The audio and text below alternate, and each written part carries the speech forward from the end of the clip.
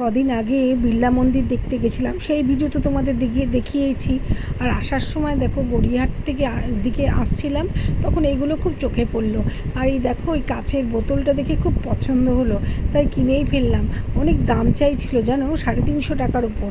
আমি কত দিয়ে কিনেছি, কে কে গেস করো তো, কে কে গেস করতে পারবে বলো, কমেন্ট করে জানিও কত নিতে পারে। তারপরে না হয় আমি বলে দেবো কত নিয়েছি কিন্তু খুব সস্তায়। আমি বললাম না, আমি একটু দরদাম করতে ভীষণ পারি আর ভালোবাসি। এইগুলো যদিও শিখেছি ছেলের স্কুলের সময় বন্ধুদের সঙ্গে শপিং করতে গিয়ে। আর এই দেখো এখানে যে টব রাখার এই যে স্ট্যান্ডগুলো, এইগুলোও কিন্তু উল্টোপাল্টা চাইছিল। আমি এটার দামটা বলে দিচ্ছি, নিয়েছি মাত্র 130 টাকায়।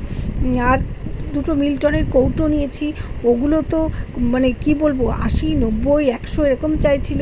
আমি দুটো কৌটো 50, একটা 50, একটা 55, এই দুটো দামে নিয়েছি। গড়িয়াহাটে মার্কেটিং করতে গেলে একটু কিন্তু বার্গেনিং করতেই হবে। কি গড়িয়াহাট বলো, কি নিউ মার্কেট বলো, কে কে বার্গেনিং করে জিনিস কিনতে ভালোবাসো জানিও, কমেন্ট করে জানিও। আর আমার জিনিসগুলো কেমন হচ্ছে সেগুলো জানিও। টাটা।